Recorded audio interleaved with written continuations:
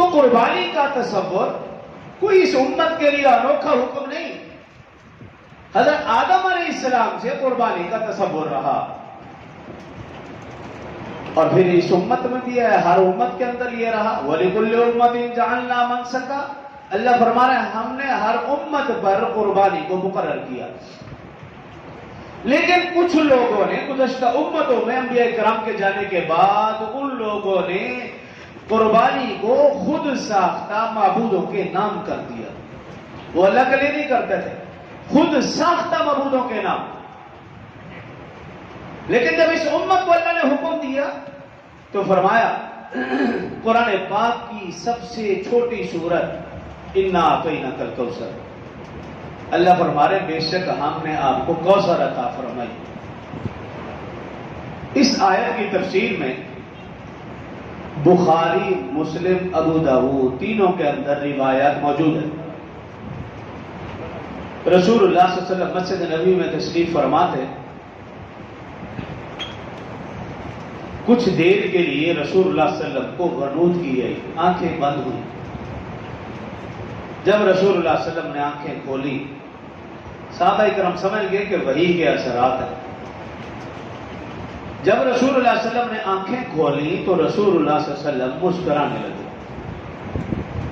صحابہ کرام رضوان اللہ علیہم اجمعین نے عرض کی یا رسول اللہ صلی اللہ علیہ وسلم خیریت تو ہے؟ مسکرانے کا سبب؟ تو رسول اللہ صلی اللہ علیہ وسلم نے ارشاد فرمایا جب میری آنکھیں بند ہوئیں تو اللہ رب العزت نے قرآن کی ایک سورت نازل فرمائی. رسول اللہ صلی اللہ علیہ وسلم نے بسم اللہ پڑھ کر قرآن کی سب سے چھوٹی سورت وہ تلاوت فرمائی کہ بسم اللہ الرحمن الرحیم اِنَّا أَعْطَيْنَاكَ الْكَوْثَرَ فَصَلِّ لِرَبِّكَ وَانْحَرْ إِنَّ شَانِئَكَ هُوَ الْأَبْتَرُ.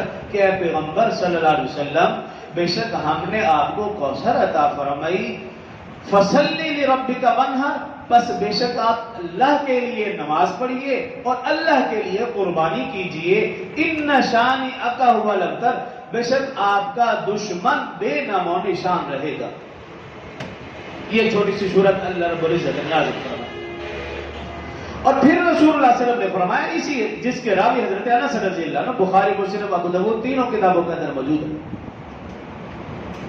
پھر رسول اللہ صلی اللہ علیہ وسلم نے فرمایا کہ کوثر جنت کی ایک نہر کا نام ہے، ایک حوض کا نام ہے. جس حوض سے، جس نہر سے میری امت سے راب ہوگی. اور فرمایا کہ میری امت جو سیراب ہوگی ان برتنوں کی تعداد، یہ حدیث مبارکہ کے الفاظ ہیں، ان برتنوں کی تعداد آسمان پر جو ستارے ہیں ان ستاروں سے بھی زیادہ تعداد میں وہ برتن ہوں گے. ان برتنوں کی تعداد اتنی ہوگی. فرمایا میری امت سیراب ہوگی. اگلی بات قابل توجہ ہے، فرمایا کہ کچھ لوگ آئیں گے ان کو وہاں سے ہٹا دیا جائے گا. اور رسول اللہ صلی اللہ علیہ وسلم سے پھر صحابہ کرام نے عرض کیا رسول اللہ صلی اللہ علیہ وسلم وہ کون لوگ ہوں گے؟ تو رسول اللہ صلی اللہ علیہ وسلم نے ارشاد فرمایا یہ وہ لوگ ہوں گے جنہوں نے میرے جانے کے بعد دین میں نئی نئی باتیں اختیار کر لی، جس کو ہم بدعت کہتے ہیں.